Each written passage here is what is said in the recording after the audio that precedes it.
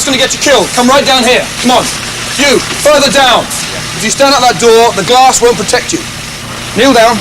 It's only mud. Come back here. No, don't lie down. Put this leg forward. Leg forward. All right. Side on. Side on. Like a rifle. See the difference? Yeah. Okay. Okay, good. Let's have a look at you.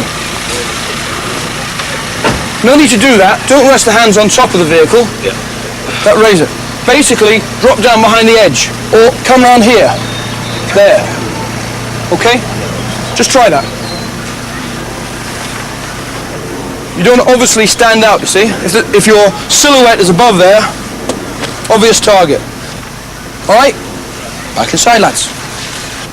Let's look at a couple of routines. Let's look at this. These are the bad guys. Which side am I going to try and get these guys to pass on? Left. Why? It's away from the driver.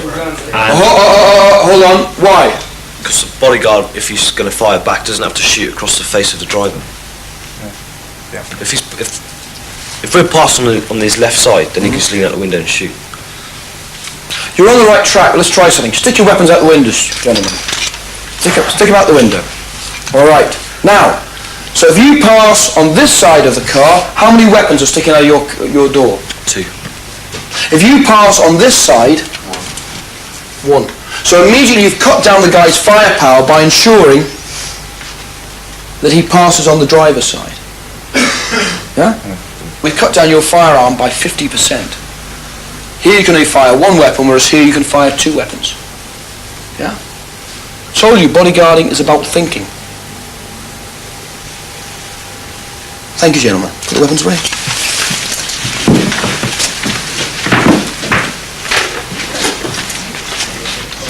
But safety starts at a very early age. It's like anything else. I mean, you teach children road safety. If they're going to be in an environment where there are firearms, and in my home there is, but then they've got to learn, even out of curiosity, they don't touch. I mean, so I think it comes down to a lot of things that children are sort of saying, children are educated towards. It comes from this way, doesn't it? They just don't touch. You've got to get rid of the fascination at a fairly early age. I mean, they get hold of Lego, they make them.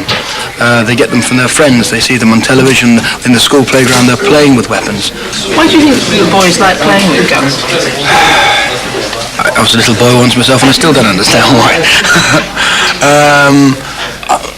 It's obviously sort of learning through through role models and acting, acting out being.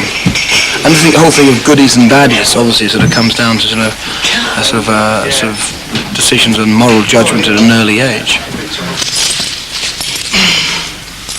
When you're dealing with violence, the only way to deal with violence is unfortunately a greater violence.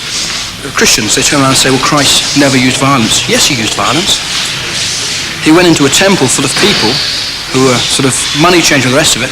He was quite violent. He took a whip up, he beat them, he kicked them, he knocked the tables over.